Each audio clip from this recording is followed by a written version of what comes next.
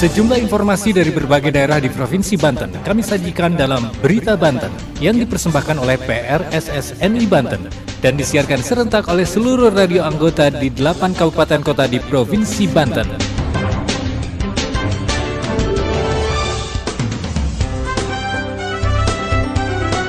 Anda kembali bersama kami di Berita Banten PRSSNI Banten edisi hari ini, Kamis 27 Oktober 2022. Sejumlah informasi dari berbagai wilayah di Provinsi Banten kami hadirkan kembali untuk Anda yang disiarkan serentak oleh seluruh radio anggota di 8 kabupaten kota di Provinsi Banten. Dan inilah sejumlah informasi utamanya. Pemkot Tangerang Selatan terus berkomitmen untuk mengurangi sampah plastik sekali pakai. Maraknya peredaran dan penyalahgunaan narkoba, Badan Narkotika Nasional Kota Cilegon menggelar tes urin bagi aparatur negara dan masyarakat. Pemkab Serang komitmen turunkan angka kasus stunting. Bersama saya Aldi Akbar, inilah Berita Banten selengkapnya. Pendengar, Pemkot Tangerang Selatan terus berkomitmen untuk mengurangi sampah plastik sekali pakai. Pemkot Tangerang Selatan telah mengeluarkan perwal yang mengatur pengendalian sampah plastik sekali pakai di wilayah Kota Tangerang Selatan. Berikut laporan Dinda Permata dari Benz Radio Tangerang Selatan.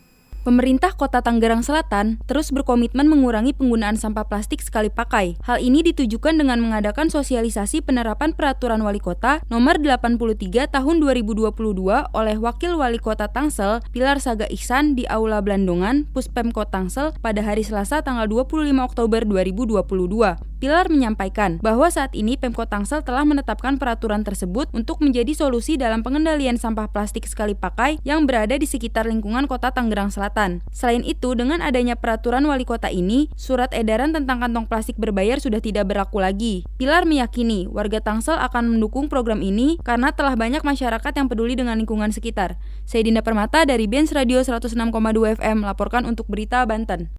Pendengar, dalam rangka pemberantasan penyalahgunaan dan peredaran gelap narkoba di wilayah Kecamatan Ciwandan, Kota Cilegon, Badan Narkotika Nasional BNN Kota Cilegon melakukan tes urin bagi aparatur negara dan masyarakat. Pelaksanaan tes urin dilakukan di Aula Kecamatan Ciwandan. Berikut laporan Ana Silvana dari Radio One Indonesia Cilegon. Maraknya peredaran dan penyalahgunaan narkoba maupun konsumsi obat terlarang, BNNK Kota Cilegon menggelar tes urin bagi aparatur negara dan masyarakat Selasa 25 Oktober 2022. Tes urin yang dilakukan di Aula Kecamatan Ciwandan tersebut diikuti oleh Kapolsek Ciwandan dan Ramil 2307 Ciwandan, Camat Ciwandan, RT RW, dan puluhan masyarakat sekecamatan Ciwandan. Camat Ciwandan Agus Aryadi mengatakan, Kecamatan Ciwandan zero kasus terkait penyalahgunaan narkoba.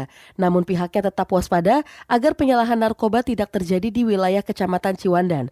Sementara itu, Kepala BNNK Kota Cilegon Raden Fajar Wijanarko mengatakan, digelarnya sosialisasi dan dirangkai tes urin ini dalam rangka pemberantasan penyalahgunaan dan peredaran gelap narkoba di wilayah Kecamatan Ciwandan. Sekian berita kali ini, saya Ana Silvana dari Radio One Indonesia melaporkan untuk Berita Banten. Berita Banten. Anda masih bersama kami di Berita Banten PRSSNI Banten. Pendengar, pemerintah Kabupaten Serang melalui Tim Percepatan Penurunan Stunting atau TPPS terus melakukan inovasi dalam menurunkan angka kasus stunting di Kabupaten Serang. Salah satunya dengan menyosialisasikan dan pencanangan gerakan Jumanting melalui Dapur Sehat Atasi Stunting dengan sasaran 10 desa. Berikut laporan Siska Purnama Dewi dari Radio Prima FM Serang. Pemerintah Kabupaten Serang melalui Tim Percepatan Penurunan Stunting atau TPPS terus melakukan inovasi dalam menurunkan angka kasus stunting di Kabupaten Serang. Salah satunya dengan mensosialisasikan dan pencanangan gerakan Jumanting melalui Dapur Sehat Atasi Stunting dengan sasaran di 10 desa. Melalui keterangan tertulisnya yang disiarkan Diskominfosatik pada Senin 24 Oktober 2022, Kepala Dinas Keluarga Berencana Pemberdayaan Perempuan dan Perlindungan Anak atau DKBP 3 Kabupaten Serang Tarkul Wasid mengatakan, kegiatan Jumanting atau Jumat Berkah Atasi Stunting melalui Dasyat atau Dapur Sehat Atasi Stunting dilakukan setiap pekannya. Jumanting ini merupakan salah satu strategi inovasi terobosan dari TPPS se-Kabupaten Serang untuk menurunkan angka kasus stunting dengan memberikan makanan atau asupan yang mengandung protein, karbohidrat, serta telur dan buah-buahan.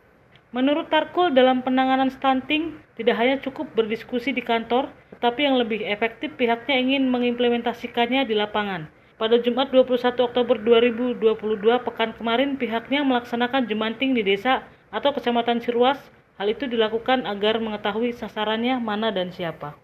Tarkul menyebutkan Desa Ciruas, Kecamatan Ciruas merupakan salah satu desa dari 10 lokus stunting untuk tahun 2022. Adapun untuk sasarannya sebanyak 16 anak yang diduga berisiko stunting. Tarkul mencontohkan untuk lokus di desa lain yakni Desa Mongpok, Kecamatan Cikesal dengan sebanyak 21 anak berisiko stunting. Faktanya, untuk saat ini dari 21 anak tersebut sudah menunjukkan tingkat perkembangan pertumbuhan badannya mencapai 80%. Tarkul juga menambahkan kegiatan jumanting di Desa Ciruas, Kecamatan Ciruas merupakan yang ke-8 dari 10 desa lokus stunting yang ditetapkan pada tahun 2022. Di antaranya Desa Ciruas, Kecamatan Ciruas, Desa Petir dan Desa Mekar Baru, Kecamatan Petir, Desa Pancanegara, Kecamatan Pabuaran, Desa Rancasumur, Kecamatan Kopo, Desa Panunggulan dan Desa Bojong Menteng, Kecamatan Tunjung Teja, Desa Parakan, Kecamatan Jawilan, Desa Mekarsari, Kecamatan Carenang, Desa Argawana, Kecamatan Pulau Ampel, serta Desa Binuang, Kecamatan Binuang.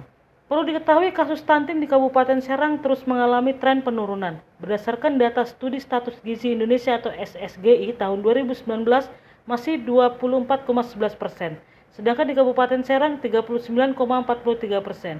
Penurunan kasus stunting di Kabupaten Serang pada tahun 2021 turun sebanyak 12,23% dan tahun 2024 ditargetkan turun sebanyak 14%.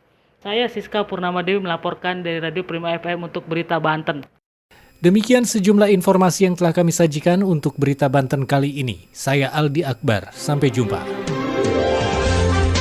Terima kasih Anda telah mendengarkan Berita Banten yang dipersembahkan oleh PRSSNI Banten.